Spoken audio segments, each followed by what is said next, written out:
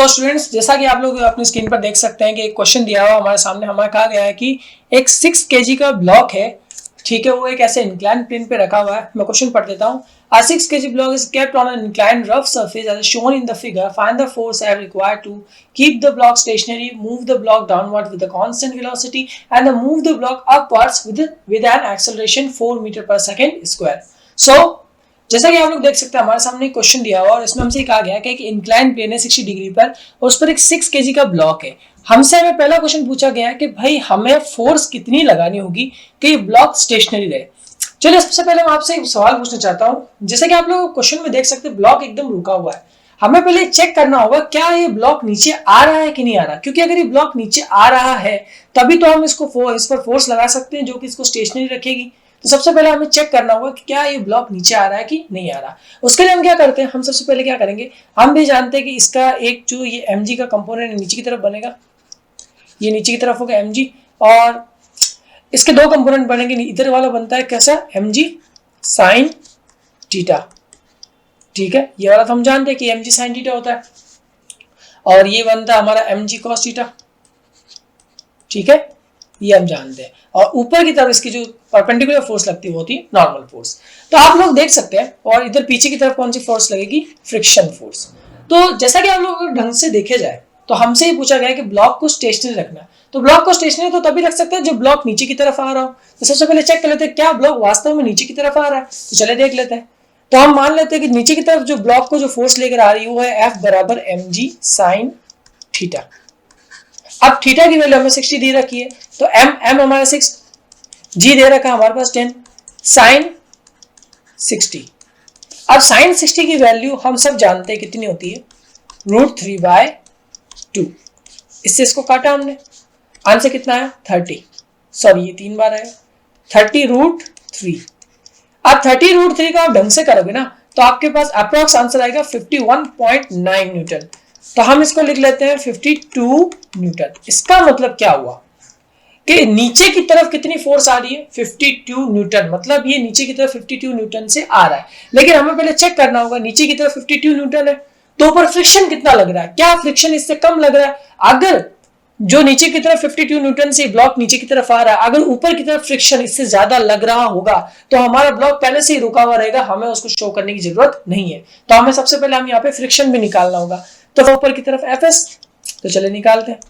Fs कितना होता लिया, क्योंकि मैं अभी मान रहा हूं कि ब्लॉक स्टेशनरी है। तो यूएस के हमारे पास कितना दिया, 0.6।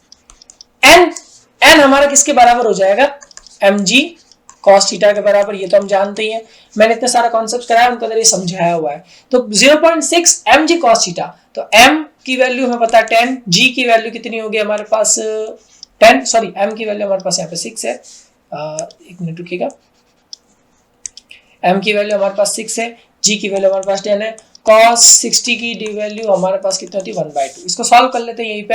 10 को 6 से किया तो कितना हो जाएगा हमारे पास, हो जाएगा 10 to 6 into 6 36 divide by 1/2, answer आएगा हमारे पास 18 न्यूटन। मतलब ऊपर फ्रिक्शन की कितनी फोर्स लग रही है, 18 न्यूटन। इसका मतलब अगर आप ढंग से देखो तो फ्रिक्शन फोर्स कम है कंपेयर टू किसके, नीचे जो फोर्स आ रही है। मतलब ये 52 न्यूटन से फोर्स नीचे आ रही है और ऊपर फ्रिक्शन कितना लग रहा है 18 न्यूटन, जो कि बहुत कम है। इसका मतलब ये ब्लॉक वास्तव में नीचे आ रहा है। मतलब अब हमने ये पता कर लिया कि ब्लॉक सच में नीचे आ रहा है। तो अब ये नीचे आ रहा है तो इसका मतलब अगर हमें इसको ऊपर की तरफ रखना है, ऊपर की तरफ स्टेशनरी रखना, बिल्कुल ब्लॉक नीचे नहीं आना चाहिए, इसको रुका हुआ रहने देना है, तो हमें क्या करना होगा, मैं एक नेक्स्ट पेज ले लेता हूं।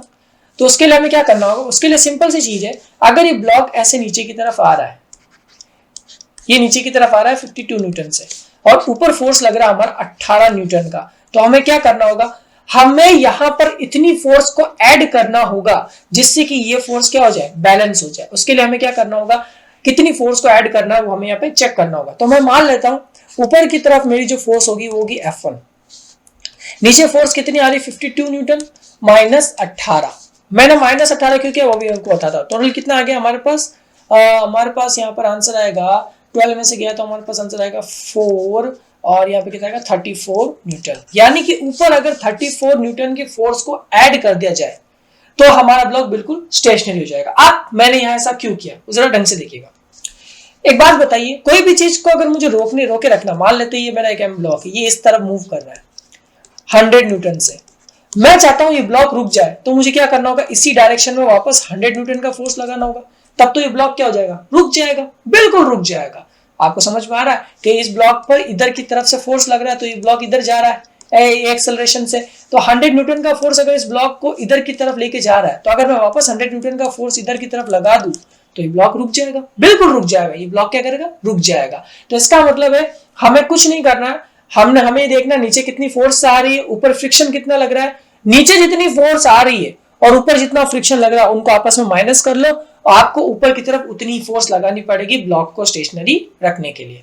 ये आसान सी है बात है, ज्यादा कॉन्सेप्ट मैंने, तो अगर आप फालतू का कॉन्सेप्ट लगाओगे तो बिना फालतू कंफ्यूज होगे। तो ये इसको समझ लो, एक बिल्कुल आसान सा तरीका है और ये हमारी ट्रिक भी है। तो ये हमारा पहला क्वेश्चन यहाँ पर कवर हुआ, हमें इससे पता चल गया कि हमारा ब्लॉक क्या है। F1 फोर्स की हमें यहाँ पे नीड थी ब्लॉक को स्टेशनरी रखने के लिए। कितनी फोर्स की नीड है हमें, 34 न्यूटन की। तो चले हमारे थोड़ा प्रीवियस पेज पे वापस जाते हैं और मैं थोड़ा इरेजर से इसको फटाफट मिटा देता हूँ।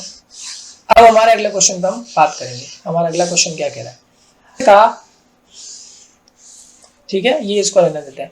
हमारे अगले क्वेश्चन में हमसे क्वेश्चन ने क्या कहा है, move the block downward is the constant velocity. मतलब आप ब्लॉक बिल्कुल कांस्टेंट वेलोसिटी से चलना चाहिए। देखिए जब कोई चीज ऊपर से नीचे आती है तो बिल्कुल उसमें अंदर ना वेलोसिटी लगातार बढ़ती रहेगी, लेकिन यह कह रहा है वेलोसिटी क्या होनी चाहिए, कांस्टेंट होनी चाहिए। तो उसके लिए आपको क्या करना चाहिए होगा, सबसे पहले आपको यहाँ पे काइनेटिक फ्रिक्शन की जरूरत पड़ेगी। तो काइनेटिक फ्रिक्शन हमारे पास कितना होता है, म्यू के एन होता है।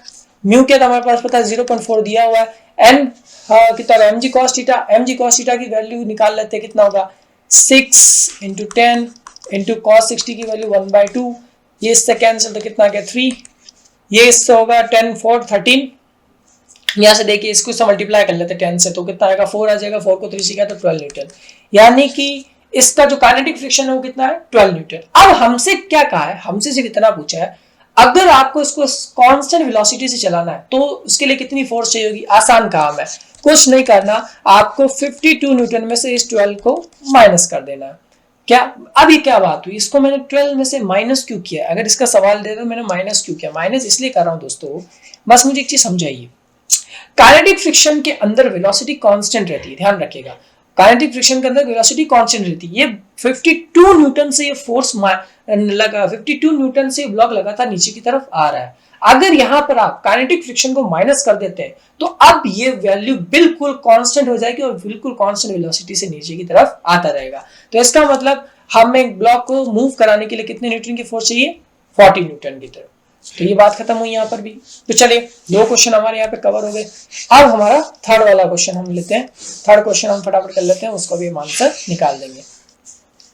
सो थर्ड क्वेश्चन के अंदर आप लोग देख सकते हैं, थर्ड क्वेश्चन के अंदर हमें क्या दिया, move the block upwards with acceleration 4 metre per second square. इसका क्या मतलब है कि आपको क्या करना है, ब्लॉक को ऊपर की तरफ लेके जाना है, ऊपर की तरफ। तो एक मुझे चीज समझाइएगा, अभी मेरा ब्लॉक, मैं एक बार ऐसा बना देता हूं, मेरा ब्लॉक 52 न्यूटन से आ रहा है नीचे की तरफ, 52 न्यूटन से, ठीक है, 52 न्यूटन मतलब बहुत ज्यादा फोर्स है। अब मुझे एक चीज जरा समझाइए, अगर मुझे इधर की तरफ ब्लॉक को वापस धकेलना है तो इसका मतलब मेरी अब जो फोर्स लगेगी वो 52 न्यूटन से ज्यादा होनी चाहिए, बिल्कुल ज्यादा होनी चाहिए, और मुझे वही फोर्स निकालनी है। तो उसके लिए मैं क्या करूंगा, मैं मान लूंगा वो फोर्स है F3, उसमें से मैं 52 को माइनस कर दूं और उसमें से मैं काइनेटिक फ्रिक्शन को माइनस कर दूं, क्योंकि ब्लॉक चल रहा है इसलिए इस पे कौन सा फ्रिक्शन लग रहा होगा, काइनेटिक फ्रिक्शन। ऑब्वियस ही बात है, और मैं ऊपर भी ले जाऊंगा तो ब्लॉक चलेगा, तो काइनेटिक फ्रिक्शन यानी कि 12 न्यूटन, और उस इक्वल्स टू कर दूं मैं टोटल MA के।